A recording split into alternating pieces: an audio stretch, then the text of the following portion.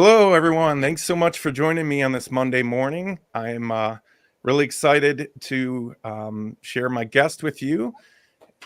My name is Andy Murphy, and I help companies of all sizes with their reporting and analytics to help their companies grow. And I'm super excited to have my guest today, Bob Hothem from the Miami Valley Tab. I wanted to start off a little bit different because out of all the people I've met, Bob, I think, has one of the best elevator pitches I've seen or heard, I guess I should say. So instead of me kind of trying to kind of describe what Bob does, if you don't mind, and I think you have several of them, Bob, but if you don't mind, let's start off just with what your pitch. Pretend like our audience, they don't know who you are, and pretend it's an in-person event, whatever, and Sure. See what your pitch, and then we'll go from there. Sure, be happy to do that. Morning, Andy. My name's Bob Hothem. I'm with the Alternative Board Miami Valley, and I want to talk to you today about a very significant disease that impacts private business owners, and that's called BOI, which stands for Business Owner Insomnia. Business owner insomnia is widespread across the entire business spectrum, and what we find is private business owners don't have enough time during the day to do everything they want or do everything they want to do. So they end up laying awake at night, thinking about things, making notes, etc. So if you are or know a private business owner that is suffering from BOI, business owner insomnia, we'd love to chat with them. Bob Hothem with the Alternative Board Miami Valley, where together we build stronger businesses. I love it. I feel like we could.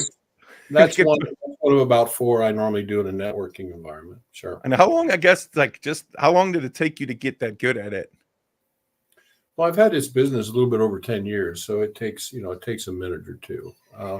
If you go back, there's sort of a business guru. I'm not quite sure exactly what we would call him. His name is Simon Sinek, and he says always start with your why. Yeah. And what we find with people who do their quote unquote elevator pitches, they'll say what they do and how they do it. Banks are notorious for that. Hey, we've got money. Well, geez, all banks have green money. How do you differentiate yourself? Right. And from a networking standpoint, I don't want to tell them what I do. I want to tell them why I do it. And so it forces then for an individual to come up and say, well, how do you do that? What do you do? What you want to do in an elevator pitch environment is to have people say, tell me more, rather than, okay, I got it figured out. So if people really, if I just said, well, we do peer advisory boards and individual business coaching, oh, you're a consultant, next. So that's why I do what I do the way I do it. And most private business owners either are suffering from insomnia, they're really lonely, don't have anybody to talk to, they're in a rut, they can't get out of the rut, or for some private business owners have been running the train for like 30 years. They see the station, it's time to get off, but they don't know how to stop the doggone thing. So those are one of about four different topics, or those are about four different topics that I routinely use. And my goal in networking is to get a conversation started. And that's the key. I mean, right. Yeah. Clearly that's how you and I met, and eventually that's how you became a client. So correct. Yeah, I love that. I'm still working on my elevator pitch to get to your level, but I know you and I have been tweaking it. So we'll dig into that a little bit more at the end, but I just wanted to start with that because I love that. And I think it tells a lot about what you do. And but then it also leaves questions. So I guess to that point, tell me about that. How do you solve kind of the business owner insomnia that you talked about, or what does your kind of service offer me? Well, in general, most private businesses don't really have anybody to talk to. They got involved. Let's say, for example, I'm a good welder, and eventually a couple of customers that I worked with where I used to weld as an employee have said to me, Andy, if you go out on your own, I'd probably give you some business. Okay, great, right. Superb, wonderful. So I go home and tell my wife or spouse that, okay, I think I'm going to start my own business, and you do. And what ends up happening is that you weld, but you're a victim of your own success. Suddenly you can't weld anymore because your business is big enough. You got to hire people, got to add finances, you got to do things operationally, just a variety of things. Yeah. Well, I got in business because I was a damn good welder. Okay. Now I got all these other things going on. In other words, I've gotten to a certain level of business and I don't know how to get to that next level. So what we do is we bring private business owners together in a peer advisory or a mastermind format. normally 7 or 8 to a group, and each brings an issue, gets feedback from other business owners. It's a couple hundred years worth of experience in that room. And so seldom do you run into an issue that another private business owner doesn't have at least some experience in or know somebody that has experience in.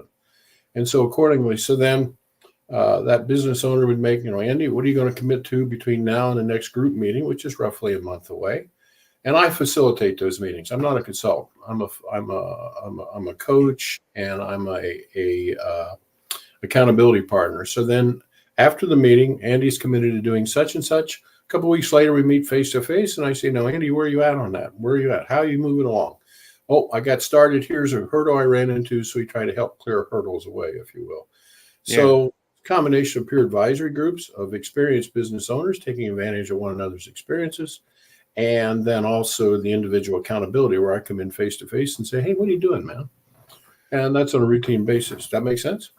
Yeah, definitely. And while you were talking, like you said, I've joined the group just a couple months ago. But I had one quick story to share that I thought really hits home what you said, where somebody else has dealt with that problem. I remember the last meeting we were in, it was great because everybody brings kind of an issue to the group. So the one person brought an issue and said, hey, we're something with leads, we can't keep up with them. And the other guy's like, he had data on what, he's like, well, you need to do this and this, and you need to get an assistant to answer the phones. And like Right. immediately, like, it was great because it was like those two connected, and like he basically helped solve his problem almost right in front of us. It was pretty amazing to watch. So Yeah, I did. um, I don't facilitate that particular group, but I did sit in on that day, and I remember that. And the guy said, "Well," he said, "not only does that make sense, I may have an individual who can answer the phones for me, and I have reason to believe that that individual's been contacting, and they're doing that." So, oh wow, so even yeah, more, wow, that's amazing. right.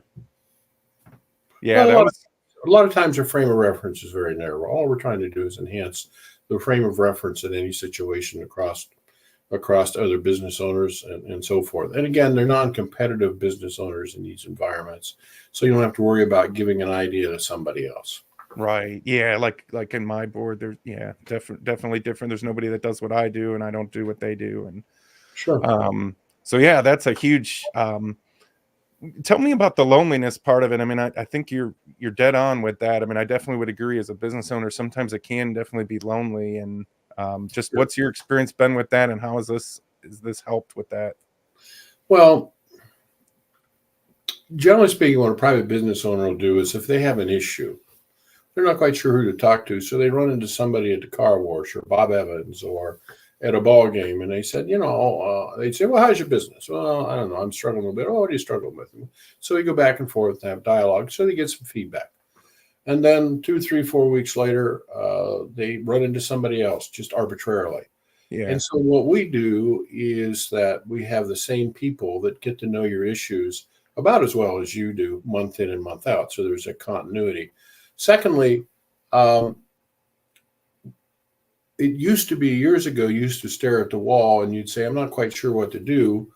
Now you do a Google search, and on the first page you have 28 responses. Now what the heck do I do? I don't know where to turn. I don't know how to go about doing Right. this. And again, most private business owners know how to solve someone else's problem.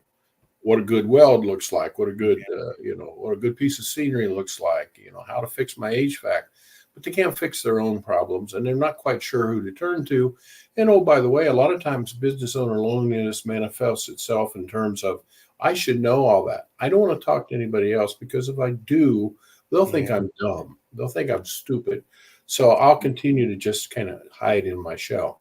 So what we do then is based on our process, based on these people getting to know you over the course of time, based on everybody kind of opening their kimono each month in terms of their challenges. People find owners find relatively quickly, "Gee, I'm not as stupid as I thought." Other people have similar challenges as well. Oh, that's great. Yeah, that definitely hits at home. I know we kind of hit on some of them, but if you have any other success stories you want to share, obviously anonymously and not, obviously, nothing has to Sure. be revealed confidentially, not obviously, but just any kind of success stories you can share of people that have gotten out of the group over the years that you've been running it. Well, I think the accountability is the important factor. For example, I have a company that builds scenery in the live entertainment industry, and Mm-hmm. I started working with them almost 10 years ago.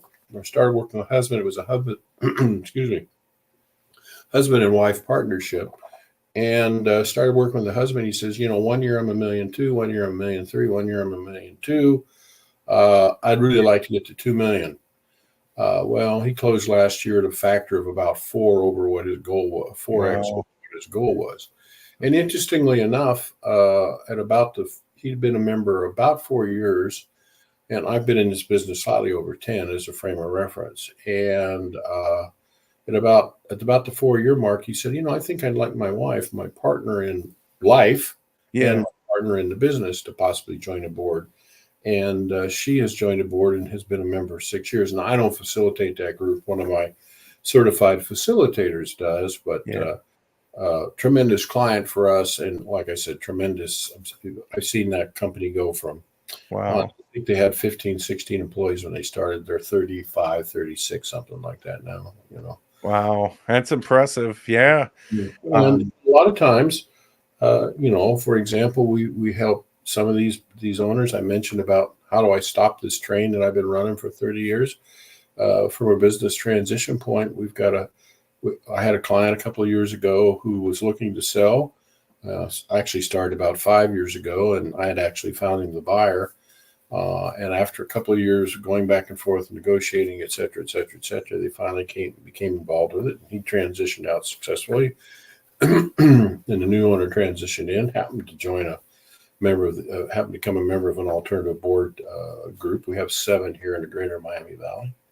And so we're just transitioning. We showed that guy how to stop the train. Yeah. And now we're showing this guy how to get the train running down the tracks. So, it's wow. That's cool. It's almost like with the Olympics, it's the passing of the baton. That's a good point. I hadn't thought about that. That's a very good point. I appreciate that. But yeah, the pass, if you will. Sure. So a lot of the businesses you work with are family businesses. I mean, obviously that probably brings a unique kind of challenge in and of itself. Tell me a little bit about what you see in that area and what you've experienced. Well, there's the old cliche that blood runs thicker than water. Sometimes it does, sometimes it doesn't, if you will. But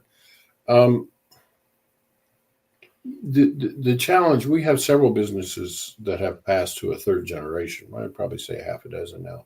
And that's a little unique. 95% of the, greater than that, 96% of the time, statistically, a business very seldom makes the third generation. We have a business now currently that's in the industrial machining business, and they're in the process of transferring it they went from grandfather to sons. Now it's going to go to a nephew. Wow. Or grandson of the original owner. And that business has been in business almost 80 years. And that transition is happening. The partner who is selling his shares to the nephew has been a member of our process for almost 8 years. So it'll be 8 years in September. And the group helped him kind of ferret through what does that look like? Because what we find, especially from a retirement standpoint, is private business owners want the revenue of selling the business, but they're not quite sure how to go ahead and position it such that they can sell it. And then I think the other greater challenge, Andy, in terms of the transition of a business owner is that you have a guy or a woman who for 35 or 40 years has gotten out of bed, gone to work every day, has a process down, has all this down. Right. And all of a sudden, one day they sell the business. They exchange money and they say, great, I've sold the business. And then about a week later, they go, now what do I do? So what we do, especially those business owners, we had a couple we're working with right now in some of our groups, a couple of our groups. And what we normally do is, what are you going to do? Okay. Now, the individual that I referred to earlier, he and his wife are very much into cycling.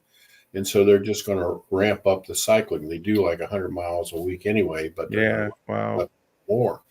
And this guy's name is Steve, and he's going from owner Steve as of the first of the year to bicycle Steve. And he's all excited about that. In fact, he's going out and bought a second tandem bike and a variety of things. So he has something to do. He has a way to fill the time. Unfortunately, most private businesses don't. They've been so strapped to the business, Yeah. and suddenly everything changes, the routine changes. I mean, I had a client that sold his business a few years ago, or actually closed his business. He elected not to sell it, closed his business. And I was doing some coaching, and he was on a board just back in 2017. And he was a guy that got out of bed at 5 o'clock in the morning, would stop over to Dayton Mall at the Waffle House at 5:30, get the same thing every day, go to his location over off Stanley Avenue, which is on the, for our listeners, near north side of Dayton. He'd come in, he'd get the schedule ready for the day. His employees would come in, he'd make assignments, he'd go visit customers, he would come back.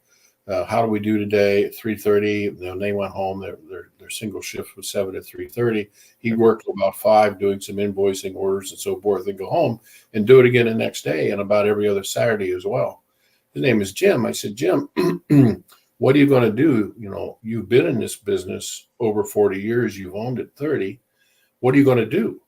So well, I don't know. I'll figure out something. Well, the great thing about it is one of them told his wife, Alexandra, saying, well, Bob was coaching with me today. The board said, well, what are you going to do? He said, I don't know. I'd find something. And she said, guess what, Jim? You can't close that business until you have found something. And it actually pushed the closure of that business out about a year until he found what he wanted to do. Wow. You know, like I said, I suppose from a revenue standpoint, I'm happy he said something to his wife. But more importantly, he was much better positioned because you can only go swimming so often. You can only travel so much. You can only play golf so much. So, right. Yeah, that's an interesting. Wow, that's really interesting. There was a time when I was younger. I don't really feel this way anymore, but I was like scared of retirement. I don't know why, because I'm pretty a bunch of busybody kind of person, and I was like terrified of it. I'm not. I don't really feel that way anymore. I mean, I love what I do, so I don't dream of that every minute. But it's but now I think I have enough interest that I think I would be fine. But yeah, a lot of people, and I've talked to a lot of people. I know. My wife's uncle and several others that are retired, and a lot of people say they're busier now than they were when they're they shifted to, you know, to civic kinds of things, to volunteer work and so forth. So one of our, well, the facilitator that facilitates your group, Dan Hypes, has a expression. You said your life must have meaning, purpose, and impact. And a lot of times that all happens as we're private business owners, or we worked for a corporation and eventually we retired. Well, then what are you going to do to have meaning, purpose, and impact in your life? And that's a challenge that private business owners don't realize until possibly it's too late. So we have several clients who are looking to sell their business over the next 3 to 5 years. And we're working with them through our peer groups to say, okay, what are you going to do? What's the next chapter in this saga? What's the next chapter in your life? So, wow, that's amazing. And sometimes I think just having people to listen to, it makes you kind of rethink, sure. you know, it makes you kind of forces you to kind of think through things that otherwise you may not do. Well, it's not uncommon for us in our peer advisory boards to have an individual come in and say, well, I think I know what I should do, but let me talk through it. And everybody will say, yeah, that seems to make sense. So they get comfort and reinforcement that, okay, I am making the right decision. Because a lot of times, if you make the wrong decision, experience in business costs us money. So we want to take advantage of someone else's investment and experience if we can. And I think the other thing then is that what we find is that everybody says, yeah, well, that makes perfect sense, Andy. Well, yeah, why don't you pursue that? Well, they say, well, I just wanted to get another set of ears, in this case, another 7 or 8 sets of ears, to get that feedback. So there's that reinforcement factor of the other business owners as well. But occasionally, every once in a while, a business owner will give an idea and they'll go, whoop, time out. Wait a minute. There are some pitfalls here, and here they are. And I go, well, I'm glad I didn't do that. So, yeah. Right. Well, amazing insights. I want to shift gears for the second half of this call, just kind of more general networking and elevator pitch talk as we started out at the beginning. Bob, one thing really drew me towards you is I attended some networking event, and you kind of gave your talk about having kind of a score sheet for when you go into networking event. I thought that was fascinating. Can you talk a little bit about that? Yeah, I'm very much a metrics guy, and some people that are on this listening to this call may see them as key performance indicators, KPIs. So I have key performance indicators for my networking activity. A lot of times people will go to a networking event and they'll get something to drink and they'll get something to eat, and then they kind of go stand in the corner. Yeah. Well, if you're going to go to a networking event, you got to have certain expectations, and so I have a point system. Every networking event I go to, I want to meet at least 3 new people. Now, a lot of people that go to networking event, I only want to talk to people, okay, who I can do business with. Well, that's probably not a good scenario. I want to talk to people who I can do business with, or who know other private business owners that might be willing to introduce me, Right. or might be thinking about becoming a private business owner, or individuals that may not know private business owners at all, but have really a pretty good understanding of how business works, and may say, hey, I might run across somebody or whatever. In other words, I want to talk to everybody. And a lot of people say, well, I'm going to talk to people who do business. Well, so what I do is that I have to talk to at least 3 new people. And I have a scoring system, and that scoring system is, if I meet a new person, it's 2 points. Nice. That means I get 6 points for meeting 3 new people. I don't leave the networking event until I meet 3 new people. And then I want to renew relations with people I've met before. So I give myself a point for each of those. I ran into Andy. Okay, there's 1 point. I ran into Marcia. There's another point. I ran into Becky. There's another point. And I want to score at least 12 points per networking event. The most I've ever scored was like 26, and that was only about a year ago. Nice. Because there were a number of new people, and the flow was good, and I was able to walk up to them, shake their hand, and introduce myself. I think I scored 14 points just in 7 new people that I met. One of them actually became a client. So when we go to networking events, I want to score at least 12 points, 6 of which have to come from meeting at least 3 new people. And again, it depends on the networking event, but that's a minimum I work toward, if you will. Yeah, that's fascinating. Yeah, and so then when I leave, I've got a good feeling. I had maybe a glass of wine or something like that. I never eat at networking events. I've told people that if you know how good the food was at yesterday's networking event, then you probably wasn't very successful for it. Yeah, no, I've heard you Because say. I like to leave. I'll normally have, if there's wine or beer or a drink, I'll always have that drink and I'll hold it with my left hand so that I can readily shake someone's, because almost everybody, even left-handers, shake hands right-handed. Okay. But I don't want to have a plate of food in it, because then that develops a barrier between you and the person you want to talk to. Okay. Now, they may have 2 plates of food. That's up to you. I'm born right in, man. And so forth. So, so I'm very structured about how I approach a networking event. The other thing I do is I'm almost if I can be, almost one of the first ones there. And I'll scan. Normally there's this table with names on it, the name badges. Yeah. And I'll scan, and I say, Connie's here and Becky's here and Andy's here. Good. I'll catch up with them. So I'm like scoring in the back of my mind. I'll have to, reposition. And then I'll say, such and such company and such company. I've been wanting to talk to those individuals. So I'll make it a point to put that in my mental Rolodex, and I'll make sure I seek those people out as well. So I've mapped my strategy on how I'm going to work the networking group relatively early on. Right. One question that I find sometimes tough at networking events, tell me if you relate to this, but I just went to one Thursday, met a lot of great people. It's always tough to know, like sometimes it'll be a huddle of like 4 people. And then sometimes like you're kind of like, you feel like you've exhausted the conversation. And then you're kind of like, I probably should talk to other people, but I don't want to be rude. How do you kind of balance that part of it where you're kind of like, obviously you want to meet more people, but you don't want to like disrespect the people you're with? Any advice? I just straightforward say that if we feel like the conversations come to and you've got that feeling, sort of a logical pause, say, well, we're both here to meet other people. I don't say, hey, I'm going to go meet other people. We're both here to meet other people. Yeah. So I say, we better clear the way. Good having you. Nice exchanging cards. I'll make it a point to call next. Whatever that, a lot of times I'll catch up with people for coffee afterwards. and so forth. But I'll take that card, I'll put it in my card case, and move on. And if it's a logical break, I'll just say that. Well, we're both here too. And go, yeah, we better go.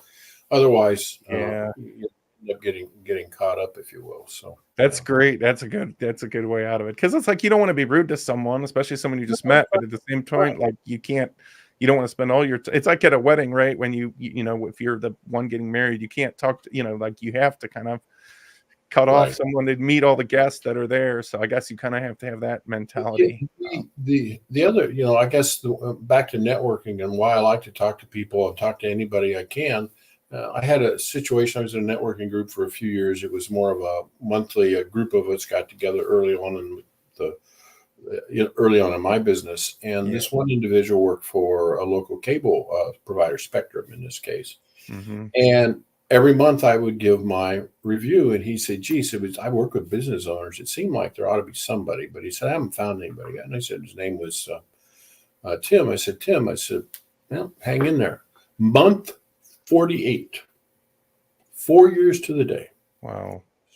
He came in and he said, "I think I got somebody for you." Really? Excellent. So we had a discussion. It happened to be an IT provider that he worked with that sells, managed services and so forth. And that was about almost 6 years ago. And that guy, I talked to him, and a younger business owner, early 30s, he said, "Well, Tim said I ought to do business with you. I'm not sure he could help me, but if Tim said I ought to do business with you, then I will." Yeah. Well, he's bought and sold a couple of businesses. He's still involved with our process, and he's bought and sold a couple of businesses subsequent to that. And so you can say, well, if I would have stopped talking to Tim in month 46, what would have happened?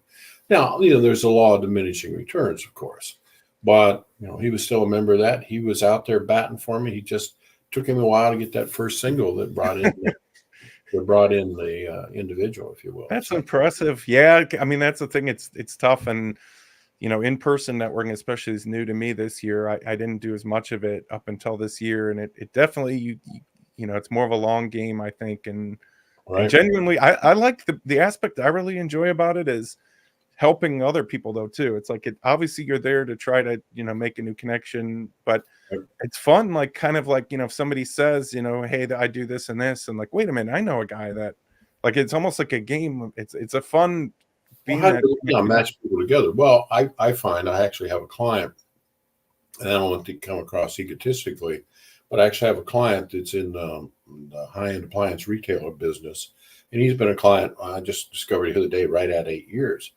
And he made a comment once in one of our group events. He said, "Well, I used to go to Google if I needed a supplier or a plumber or something like that. Now I just call Bob." With 70 clients, and I've met significantly more, a couple hundred more, probably like 350, 400 business owners in the 10 years I've had this business. And so, I've come across somebody who's come across somebody and so I just follow those away up here in this old gray matter and go from there. So that's, awesome. That's one of the advantages.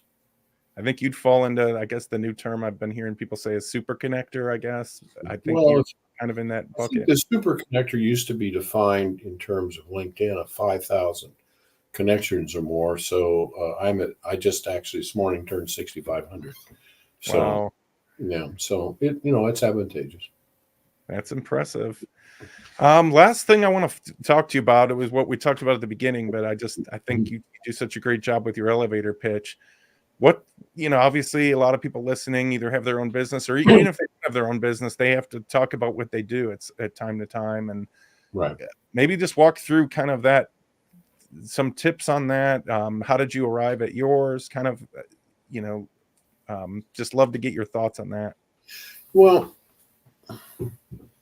going back to Simon Sinek again, I've taken advantage, read a lot of his materials over the years, and the way that you capture, because the goal of the initial, you call it elevator pitch, or the first discussion, is not to A, get a piece of business, B, make sure everybody understands what and how you do it. It is C, and that is to get the second appointment. Right. A lot of people will have a prospect meeting and they'll say, well, No, my goal of a prospect meeting is twofold. Number one, understand what I do eventually, the meeting, not necessarily just a networking. But Right. number two, then, is to say, and if I decide I want to do this, do I want to do it with this dude here?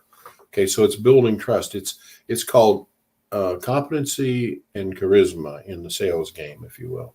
So from a networking standpoint, I'm even before the competency side. I just want them to ask more questions, because when I can ask more questions, when they can ask more questions, then I can couch what we do, how we do it, the success stories, all those things we just talked about, in fact, over the last few minutes. Right.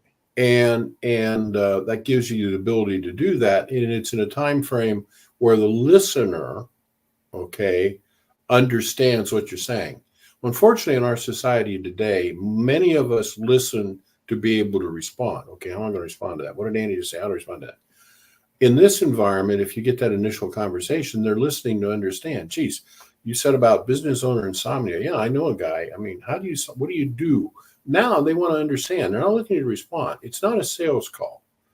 Okay, Right. it's not a sales discussion. It's better understanding what I do.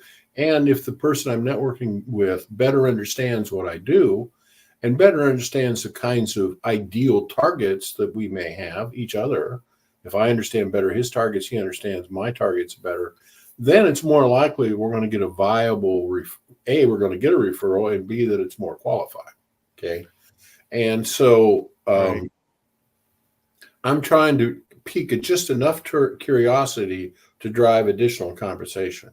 Because a lot of times, again, well, if I would have said, well, you now know I do peer advisory boards and individual Yeah. business coaching. But if I would have said that, they'd say, oh, he's accountant and a consultant. Close that box. Let's go talk to somebody else. Yeah. No, I want them to be drawn to me. I want them to say, tell me more. Because then the Right. tell me more is where you get your message out. Right. So I guess kind of in a nutshell, I mean, you kind of have to grab their attention. I mean, that's the number one, it sounds like. Right. Right. And that's the key. You use terms like loneliness. That's an emotion. Insomnia. Well, that's a physical, but then it drives the emotion, if you will. Gee, I don't know how to, I'm stuck in a rut. Again, emotional feeling. How do you get me out of this rut?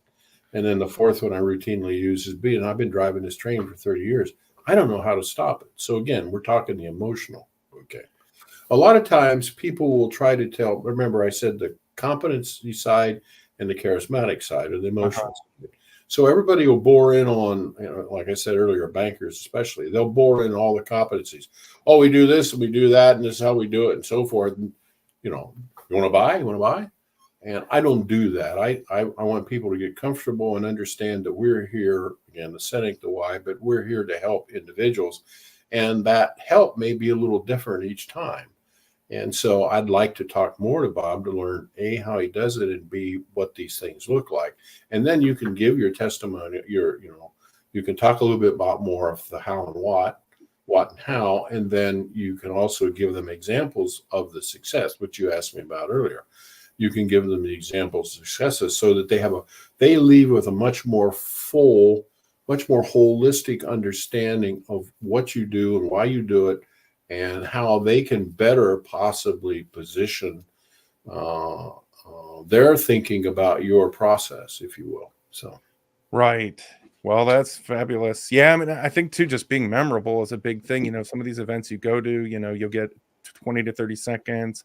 There'll be 50 people there, and a lot of them, you're not gonna remember 90% of them probably after you leave that room. So I think, right. Well, Bob, I think that's about all the time we have.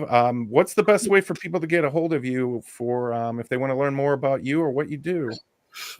Well, my website is www.tabmiamivalley.com. And my email address is first initial last name, BHOTHEM @tabmiamivalley.com. And if they really want to be aggressive, they can call me on the telephone at 937-304-5580. That's 937-304-5580. So there's three ways, but a lot of people like to go to the website initially. And the website has a lot of testimonials of fellow business owners right here in the Miami Valley and how the process has helped them. So that's as good a place as any to start. Great. Well, I've enjoyed getting to know you the last few months, and just your depth of experience is amazing, and just such a great resource for the Dayton region and beyond. And thanks so much, Bob, for joining me. And talk to you all next time. Thanks so much. Thank you. Nice meeting you. Nice being with you as well. Take care, everyone.